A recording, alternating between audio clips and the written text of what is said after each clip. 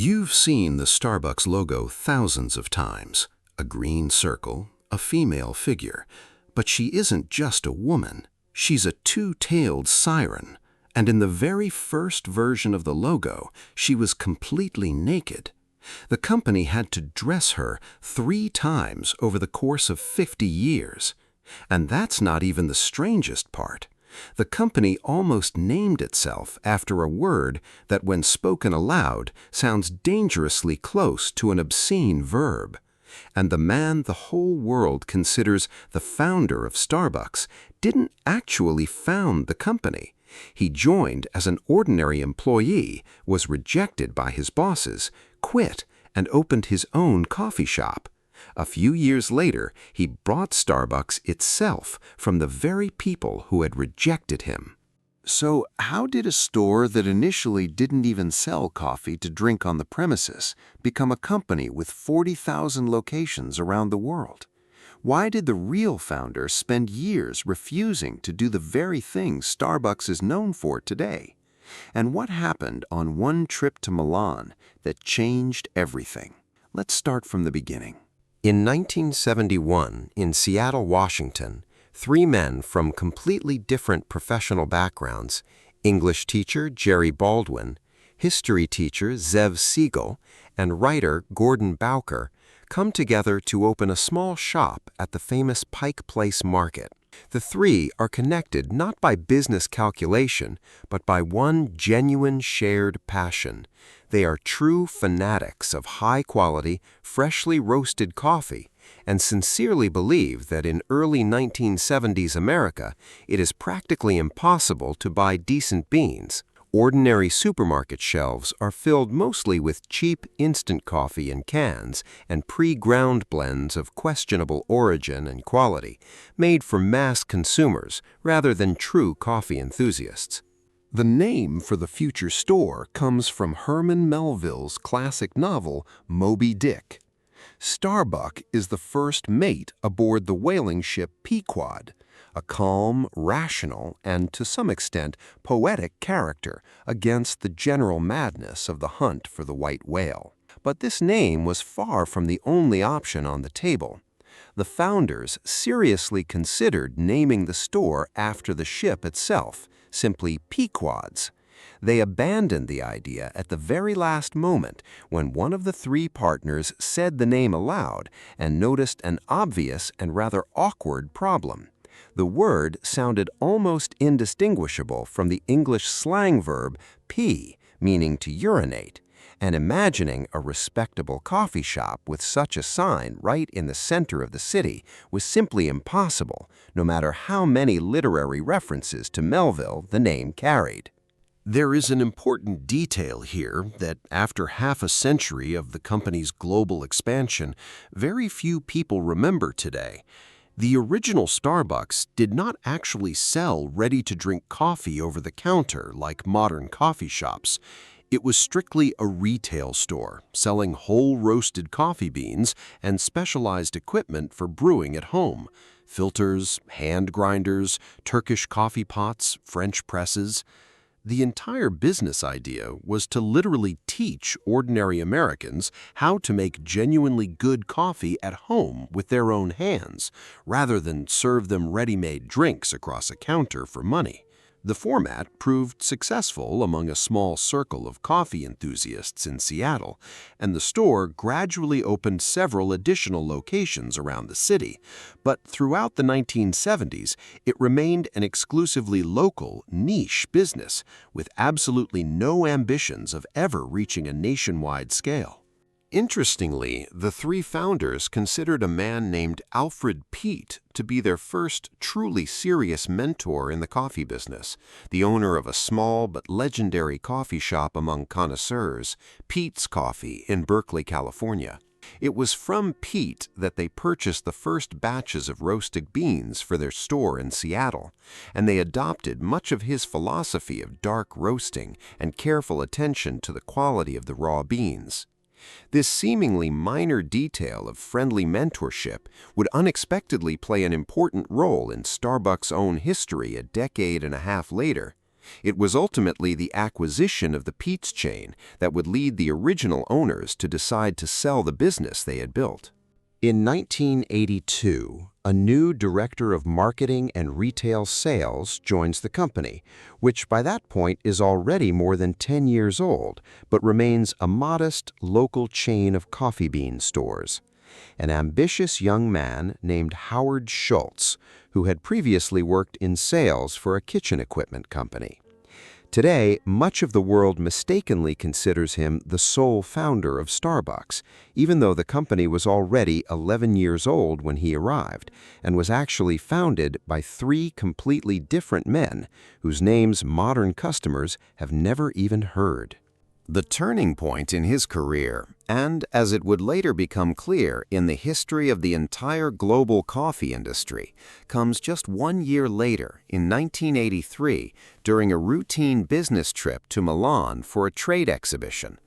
There, Schultz walks into an ordinary Italian espresso bar for the first time in his life and is genuinely stunned by what he sees, an experience that permanently changes his understanding of what a coffee business could actually be.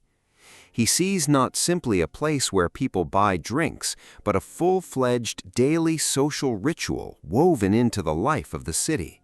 An experienced barista who recognizes regular customers by name and already knows their usual order. People who come not merely for a dose of caffeine on their way to work, but to have a brief conversation with neighbors, meet friends, or simply spend a few minutes in a pleasant, welcoming atmosphere in the middle of a stressful working day. In Milan alone, as Schultz would later recall repeatedly in interviews, there were roughly 1,500 such espresso bars at the time, approximately one for every 1,000 residents of the city. Schultz returns to Seattle practically obsessed with one specific idea, completely reimagining Starbucks stores according to the Italian model, transforming them from places that simply sell bags of roasted beans to take home into full-fledged urban coffee houses where ordinary Americans would come not only to make a purchase, but also to spend time. He enthusiastically presents the idea to the company's founders and receives a firm, almost categorical rejection. Jerry Baldwin and his partners genuinely do not see themselves in the business of selling ready-made drinks across a counter inside the store.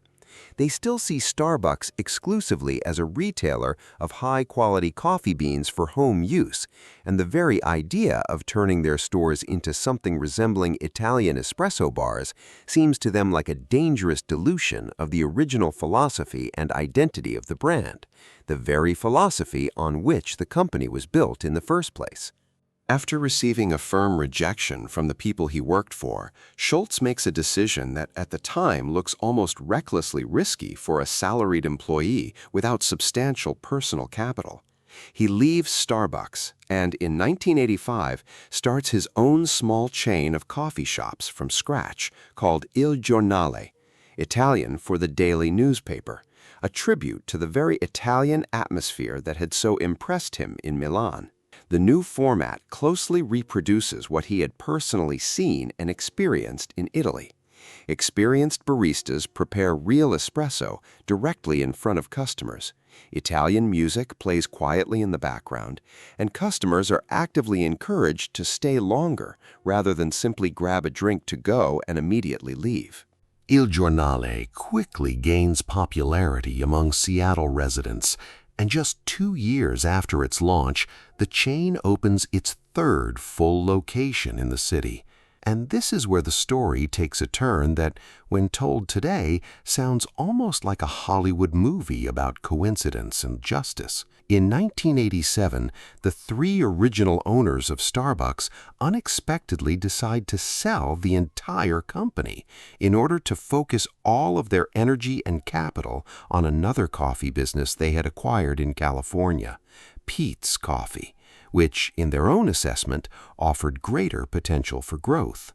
Howard Schultz, the very same former employee whose main business idea had once been rejected outright by his own bosses, brings together a group of outside private investors and buys Starbucks outright, including its recognizable name, all 6 physical stores that existed at the time, and the full rights to the brand for approximately $3.8 million, an enormous amount of money for him personally at the time. He merges the newly acquired company with his own already operating Il Giornale chain, makes the strategic decision to keep the more recognizable, memorable, and already locally established name Starbucks for the combined business, and from that specific moment officially becomes the man who would spend the following decades transforming a modest regional chain of coffee bean stores into a truly global coffee empire. Now let's return to the very logo we started this story with. One of the co-founders, Gordon Bowker, together with a designer they brought in, was looking for an image that would reflect the maritime theme of the name taken from Moby Dick, as well as Seattle's own history as a major center of fishing and maritime trade on the northwestern coast. In an old 16th century Norwegian book on maritime symbolism, which they specifically studied while searching for a suitable visual image, the designer found an engraving of a 2-tailed siren, a mythical creature that, in sailors' legends for centuries, had simultaneously symbolized the attraction of the sea, its generosity, and its deadly danger to those who ventured out onto the water. The very first version of the Starbucks logo, designed in 1971 for the tiny store at Pike Place Market, depicted the siren in remarkable detail, almost unchanged from the original medieval engraving, including a fully exposed bare chest and a fairly explicit, highly detailed depiction of the body as a whole. By the standards of a small local store in Seattle's bohemian neighborhood during the 1970s, that same logo did not generate much criticism or customer complaints. But as the company began making much more serious plans to expand into other states with different, often far more conservative cultural norms and expectations among retail customers, that same logo gradually became a growing source of internal discomfort for the company's marketing and legal departments. In 1987, the same year Schultz finally bought the company from its previous owners, the logo underwent its first major professional redesign. The siren's long, flowing hair now completely covered her chest, while the overall visual became noticeably more simplified, stylized, and less detailed than the original version. But even that was not the final chapter in the logo's history. In 1992, as the company prepared for its stock market expansion and began pursuing nationwide growth, the image was simplified once again, bringing it much closer to the version most people recognize today. Then, in 2011, exactly in time for the company's 40th anniversary, the current version was finalized. The outer text ring containing the word Starbucks, which had previously surrounded the image in a circle, was removed completely, leaving only the siren against the familiar green background without a single word of text. Her figure itself also became more abstract, generalized, and almost geometric. A silhouette recognizable at a glance, with very little remaining of that direct visual connection to that original provocative medieval engraving whose existence the overwhelming majority of modern coffee shop customers around the world have never even heard of. After gaining full control of the company in 1987, Schultz immediately begins a genuinely aggressive expansion, something that had previously been completely uncharacteristic of the modest regional chain of coffee bean stores that had spent decades operating within the boundaries of a single city. Over the next 5 years, the number of Starbucks locations grows from 6 to more than 150. And in 1992, the company goes public with an initial stock offering, at the time a relatively rare and bold move for a food service chain of this scale, giving Starbucks access to significantly larger amounts of capital for further growth. It is during the 1990s that Starbucks develops the concept that would become central to the company's marketing philosophy for decades to come, the idea of the so-called third place. According to this concept, first publicly articulated by Schultz himself, an ordinary person's daily life essentially revolves around two main spaces: home as the first place and work as the second, while Starbucks should deliberately become this third place, a comfortable, neutral space somewhere between those two worlds, where people come not only to buy coffee, but also to have full business meetings, work quietly on a laptop, read a book, or simply spend some time in a pleasant environment alone, without feeling social pressure to do anything or rush somewhere. It is precisely to bring this concept to life that the company spends years investing heavily in carefully designed interiors, comfortable armchairs, power outlets for laptops at tables, and free wireless internet long before any of these features became standard expectations for a respectable cafe.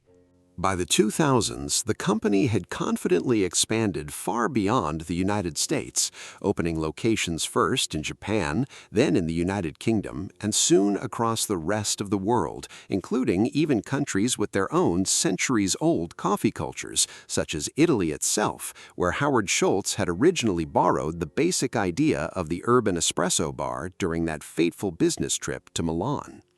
Today, there are more than 40,000 active Starbucks locations around the world, and the company is valued at tens of billions of dollars and consistently ranks among the most recognizable consumer brands on the planet, even though all of this literally began with one modest coffee bean shop at a fish market in Seattle, which, when it opened in 1971, did not even sell ready-to-drink beverages for customers to consume on the premises. Starbucks' rapid expansion across the country brought not only profits, but also an unexpected legal conflict with the very company whose founder, Alfred Peet, had once been their first mentor. By the 1990s, Peet's Coffee, once a small independent coffee shop in Berkeley, also began expanding and gradually turned into a direct competitor to Starbucks in the growing American premium coffeehouse market, the very market that Starbucks itself had helped create through years of educating consumers about quality coffee. And this is where the main historical irony appears. The three founders of Starbucks sold the company to Schultz precisely so they could focus entirely on developing the Peet's business they had acquired. Yet, in doing so, they unintentionally created a direct market rival out of the same consumers of quality coffee that Starbucks itself had spent the previous decade cultivating. For years, the two chains competed for the best retail locations in major cities, the loyalty of the same customers, and even the same coffee bean suppliers from Latin America and East Africa, a rare case in which former partners in the same business ended up on opposite sides of the market just a couple of decades later. So, what ultimately came out of this seemingly ordinary story about a coffee business? A company whose name almost became an embarrassing linguistic pun, whose globally recognizable logo had to be redesigned and literally dressed 3 times over half a century, and whose sole and principal founder the entire world mistakenly believes to be a man who was actually rejected by his own bosses at the beginning of his career, managed to become one of the most recognizable brands on the entire planet, practically synonymous with the very idea of coffee for millions of people far beyond its native America, from Seoul to Istanbul. 3 ordinary teachers and a writer from Seattle in 1971 wanted nothing more than to sell good roasted beans for people to brew at home.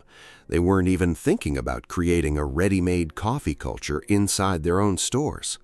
Ironically, it was their firm rejection of the idea proposed by a young employee named Howard Schultz that ultimately pushed him to create his own independent company from scratch, which just a few years later bought Starbucks itself from those very same people and completely redefined what it meant to go out for coffee, first for one city, then for an entire country, and eventually for much of the world. Today, it is difficult to imagine an American neighborhood without a green sign on the corner, but it is even harder to imagine that this entire global empire grew out of one ambitious employee's rejected idea, an idea his bosses simply didn't want to listen to. And every time you order your usual latte in that familiar paper cup with the iconic green siren, you are literally holding the result of an almost accidental chain of circumstances. A business idea that was rejected once, the sale of a company in order to pursue an entirely different parallel business, a name that almost became an unfortunate pun, and a logo that originally looked far less innocent and far more provocative than it does today. Even that modest mentor from Berkeley, who once simply sold coffee beans to 3 enthusiastic friends, unknowingly helped create a future competitor for his own students. Perhaps next time you stand in line for your morning coffee, you'll look at that familiar green circle, so deeply ingrained in your mind, a little differently.